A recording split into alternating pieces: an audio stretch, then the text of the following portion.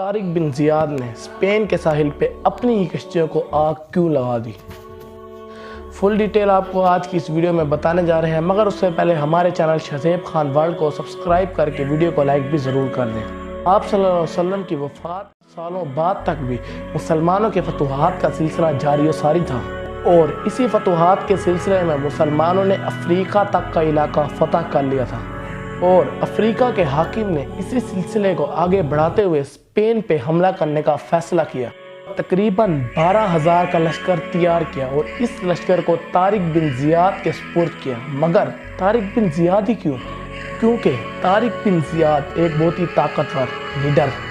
और बहुत ही दानिशमंद शख्स थे और तारिक बिन ज़ियाद ने तलवारबाजी, नेज़ाबाजी और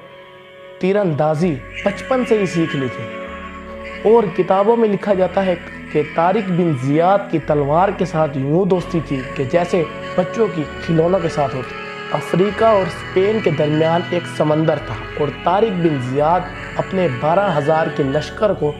बहरी जहाज़ और छोटी छोटी कश्तियों में लेकर स्पेन के साहिल पे पहुँचे और जब वो स्पेन के साहिल पर पहुँचे तो उन्होंने देखा कि स्पेनिश बादशाह 1 लाख की फ़ौज लेके मुसलमानों के सामने खड़ा था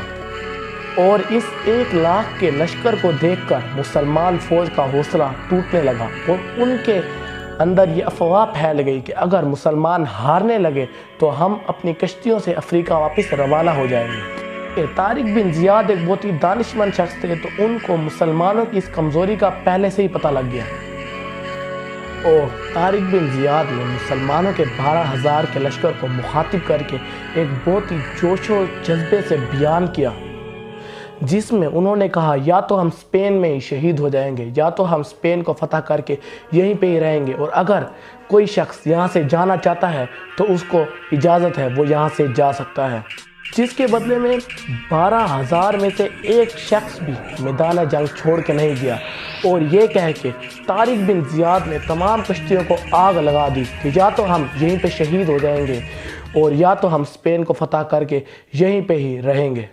और मुस्लिम फ़ौज का हौसला ये बयान सुन के बहुत ही ज़्यादा बुलंद हो गया। मुसलमानों ने स्पेन के 1 लाख फ़ौज पे बहुत ही जोश व जज्बे से हमला कर दिया और बहुत ही फैसलाकुन जंग होने के बाद मुसलमान ये जंग जीत गए